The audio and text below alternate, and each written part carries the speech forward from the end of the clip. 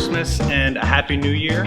Father Brad Doyle here to wish you a Happy New Year. And as I sit in our beautifully decorated church, so beautifully decorated for the Christmas season, as we approach the end of 2022 and go into 2023, I wanted to take this time first to thank you for such a grace-filled year, and my first full year as your pastor.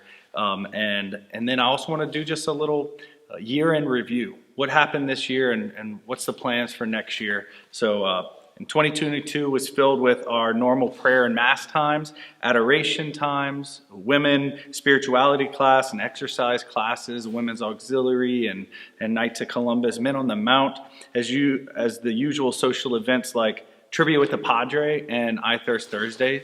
Those all took place this past winter. We opened Catholic Hill Art and Gifts, and we made sure that what was known to many in the parish for many years as the convent or the old office didn't go away in neglect.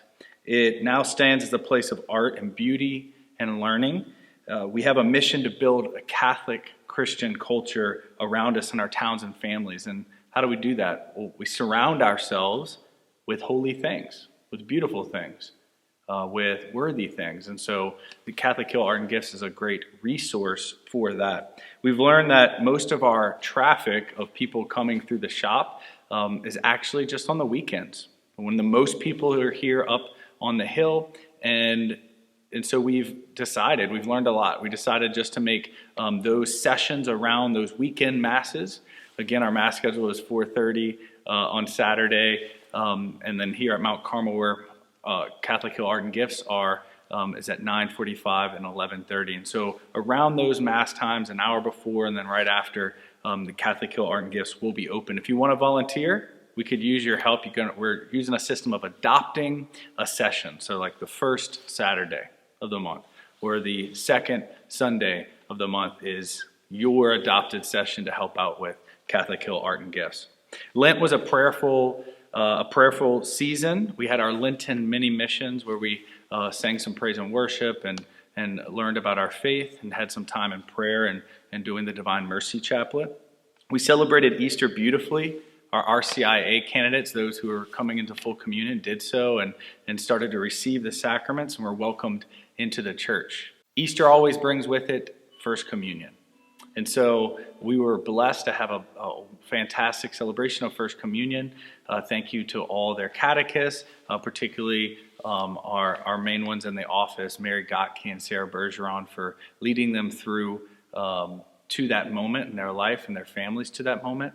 And they were able to christen our pray-do, our new pray-do. It's right behind me, right there, handcrafted by Andrew Coleman and his wife Ashley. And really, they led us into thinking about our faith in the Eucharist more, respecting the Eucharist more, having the opportunity to sanctify that moment of receiving communion. We were instrumental in a successful Walker Percy weekend. That was in the beginning of June. Many festival goers prayed at our church. They heard talks in the hall. They also drank some bourbon on the rectory porch. Some of them actually maybe made their way into the rectory and got into Father's personal stash, so that was fun.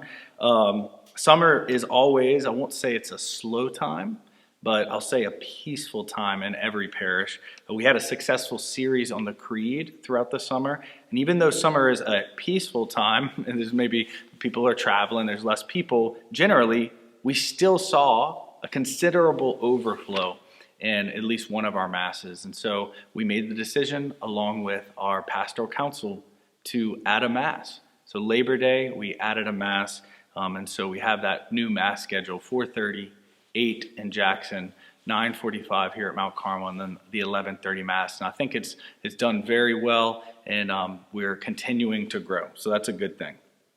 The fall brought with it not only football, but also our annual Music on the Mount.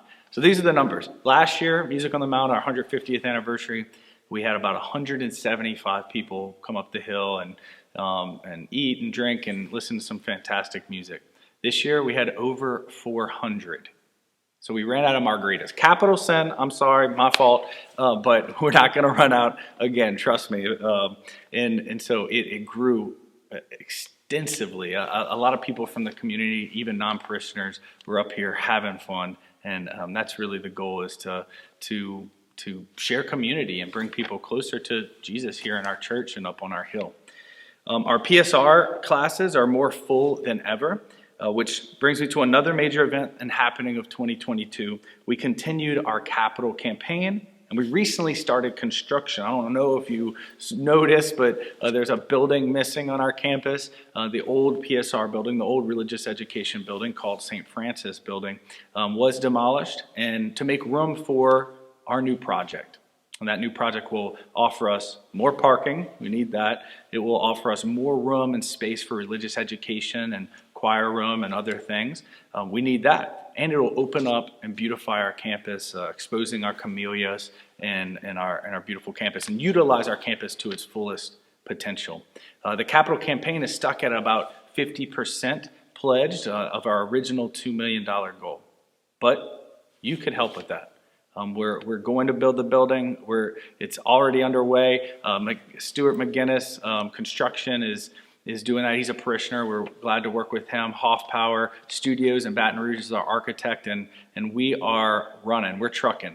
They got the dirt down. It's packed down. We should pour a slab soon. So we need you to help us fund that project, and so it can mitigate our loan to the diocese. And that's the plan, and I'm really hopeful and really excited about that new building in this next year. Moving on, I enjoyed preaching the Advent series on the Mass, and Christmas was always a very special with so many people, visitors, families at Mass celebrating the birth of Christ into our world, our parish, and our families.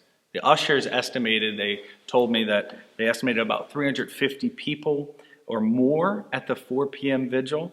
On Christmas, the hall was absolutely filled. The church was absolutely filled. And actually, Midnight Mass, which is a favorite of mine. I love the quiet stillness of the midnight. It fits the hymns we always sing, Silent Night and O Holy Night, Little Town of Bethlehem, that Midnight Mass. I suggest it for next year.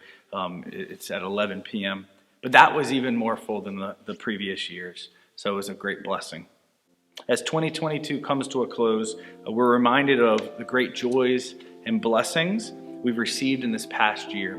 Families were added into our numbers, both in birth and baptism. Couples were married here and weddings celebrated. But we're also reminded of our sorrows. People have gotten sick. We've accompanied our loved ones and parishioners in their last moments, and we've laid some of our family to rest. That's what it means to be family. It's the ups and downs, the joys and sorrows. I want to say, as your pastor, I love our parish. I love being here. I love being your pastor. I love the vocation that God has given me to try to lead people to Him and lead Him to people. And that's really the work of a priest, and I'm really grateful in this new year for that gift, that charism that the Lord has given me in you. I know, though, that I'm not perfect.